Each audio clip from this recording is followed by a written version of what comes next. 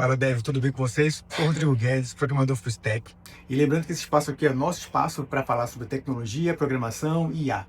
E hoje eu vim aqui compartilhar com vocês uma dica bem legal. Eu encontrei um livro excelente, se chama A Arte de Resolver Problemas. Porque afinal, qual é o principal papel do programador? É resolver problemas. Resolver esse problema e transformar essa solução em código. Um cliente vem com um problema na sua empresa, alguma coisa que ele queira fazer, queira criar. A gente pega aquele problema, estrutura, entende, pega aquilo, busca uma solução, encontrou a solução e transforma ela em código. E esse é o processo mais difícil de todos. Não é a programação em si, mas você saber como você vai estabelecer as etapas daquela solução. Uma vez que estabeleceu aquelas etapas, você tem que saber exatamente o que é aquilo feito de maneira digital, né? Como é que o código vai realizar aquilo. Você programador júnior ou pleno mesmo, chega aquele card lá complexo, e geralmente o card vem todo mal explicado. Quem trabalha com programação sabe como é que é. Quem nunca encontrou um card que só tinha o título do card, fala, putz, o título.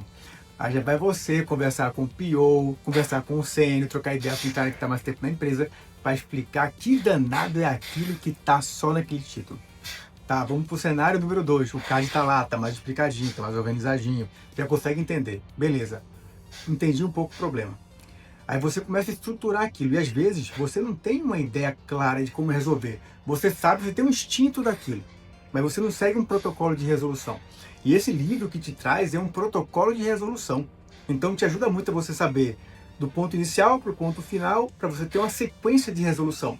E eu posso te falar, eu estou utilizando ele tanto no meu trabalho, quanto naquele site que você faz de desafios de código, LeetCode, HackerRank. Até uma dica excelente para quem está começando aí, quer ganhar fluidez na linguagem, funciona muito.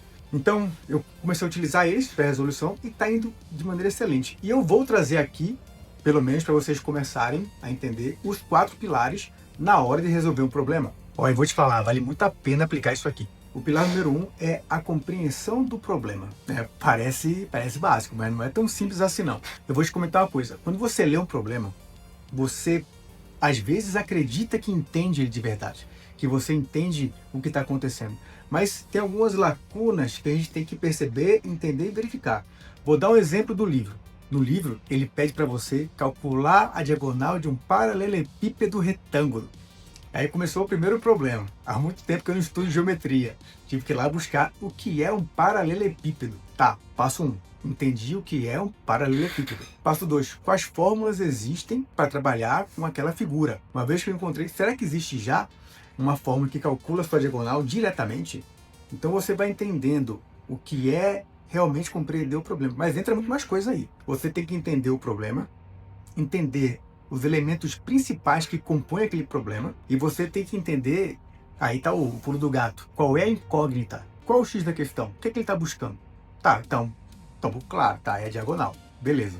Então, pelo menos isso vai ficando mais claro, e você põe no papel, aquilo vai te dando mais ideia. O que está acontecendo aqui? Ele te situa. Isso vale para qualquer coisa. Vamos fazer analogia com programação. Bota no card lá.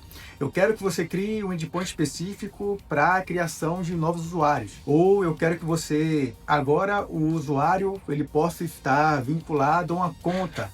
Ou ter várias contas. Eu quero fazer uma compra. Agora eu quero que essa compra ela tenha produtos. Quais são as etapas que você faz aquilo ali? Como é que vai funcionar a sua API? E outro ponto importante, vem aí também a parte da condicionante. Qual é a condicionante? Quais são minhas restrições? Como aquilo vai trabalhar? E tudo aquilo você tem que entender como está naquele problema. Voltando ao usuário, tamanho do nome do usuário, idade, sexo, moradia, onde morar, uma vez esse endereço, quais são as características dele, um documento, uma condicionante. Apenas pode haver números nesse documento, não pode haver letras. Então, isso tudo você vai utilizando para criar o seu código. Aí vamos lá. Passo 3. Uma vez que você entende realmente o problema, o que está sendo pedido, qual é a incógnita, quais são as restrições e as condicionantes, você entende sobre o que você está falando, você entende de verdade. Tá, eu quero fazer um post, eu quero fazer a criação de algo. Você entende daquilo? Utilizando o meu caso, que é Java, que é Spring, você sabe fazer um post com Spring? Você entende como funciona aquilo? Como é que eu vou enviar aqueles dados? Para você entender, você tem que saber o que é um request body. E como funciona o request body? Como você vai receber e interpretar aqui? Tudo isso você tem que ter conhecimento. E saber que aquilo vai fazer parte da sua solução. E você só pode criar algo que você entende. Se você não entender sobre aquilo, você vai criar o quê? Vai partir da onde? Igual o caso lá do paralelepípedo. Eu não sei o que é aquilo. Eu não sei quais leis regem aquela figura. De hora que eu souber, eu sei o que é definir quais são as fórmulas que existem. Essas aqui. Aí você começa a criar algo. Você não pode criar algo a partir de nada. Você não pode solucionar algo que você não conhece. Beleza? Criei o plano, tracei o plano, executei o plano. Uma vez que executou, deu certo, excelente. Se deu errado, você pega e refaz os passos, analisando, logicamente, cada um deles. E mesmo dando certo, aí vem a parte realmente do aprendizado. Deu certo. Reveja cada uma das etapas, cada uma delas. E verifique se na entrega, no final, não está faltando alguma coisa. Porque às vezes você falta algo. Tá, criei o cadastro de cliente, ou criei o cadastro de produtos, mas na parte do preço, na criação do preço, será que eu estou permitindo que o cara coloque um valor negativo? Menos R$10 no preço? Você entende qual é a sacada? Ou você permite que o título do produto seja muito extenso, sabe? Isso vai dar um problema futuramente. Então esses pequenos detalhes você vai repassando. Eu sei que para alguns programadores mais avançados pode parecer óbvio, mas para quem está começando não é tão óbvio assim. Busca no Google, tem esse livro lá, encontra, lê, que vai te ajudar muito. E para mais dicas sobre programação, tecnologia e afins, me segue aqui, tá? Até a próxima!